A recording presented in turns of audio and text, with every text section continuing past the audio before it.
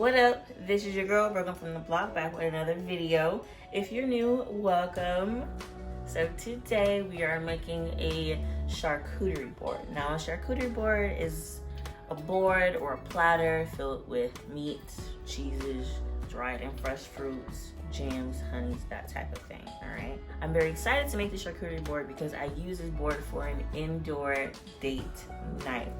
Turned out beautifully. Sip a glass of wine, listen to some music. This type of experience is unique because you get to try different meats or different types of cheeses, soft, aged, that type of thing. Say if you go to an upscale restaurant and they have an extensive wine menu, a lot of times they'll have a charcuterie board to go with it, or a charcuterie board on their menu, okay? Charge a lot of money for it, but I'm giving you guys this experience right at home. So without further ado, let's get started. So I got this beautiful wooden board from Target for like $15 or $16.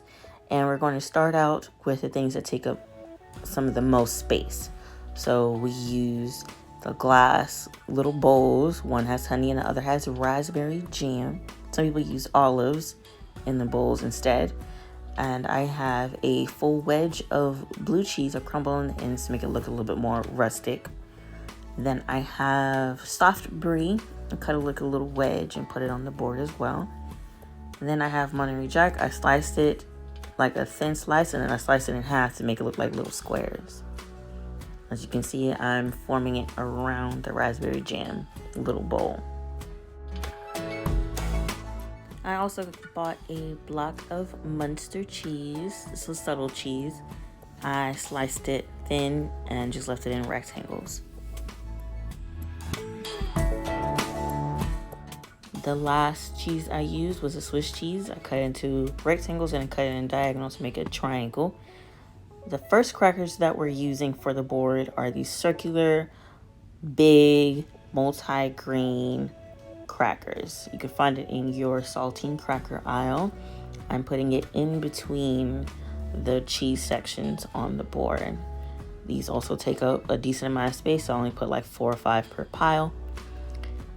These next ones are sun-dried tomato and basil wheat thins. These are my favorite flavor of wheat thins. I feel like the saltiness would taste good with like this more subtle cheeses. So these are the ones I chose to put on the board.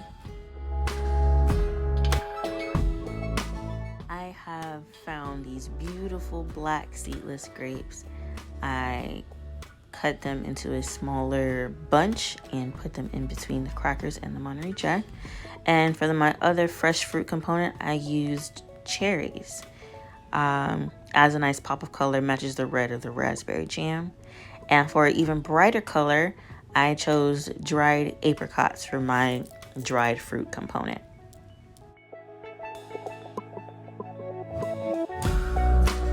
Now that we're filling in a little bit more space, we're going to use salami, thin, cured. Takes up a little bit more space. Fill it in along the side of the little bowl full of honey. We have soppressata. You put that along the side between the apricots and the crackers. And pastrami. Cheaper meat, but it looks good on the board. So I chose to put it next to the black grapes to give like an even red color amongst the board. Have a handful of whole unsalted almonds, and I'm putting those in like the little holes to try and cover up the negative spaces on the board.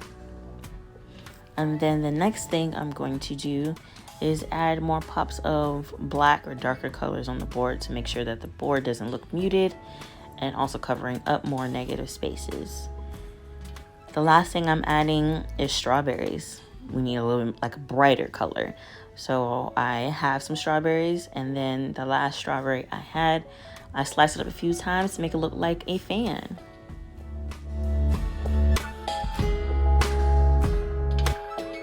And there you have it, guys. That's it. This is the simplest way to add a little bougie to your life. My beautiful charcuterie board. If you want me to make more of these, please let me know. If you like this video, like, comment, subscribe, all that fun stuff you know what to do. This is your girl, Brook-Lynn from the block. Stay tuned for the next video. Peace.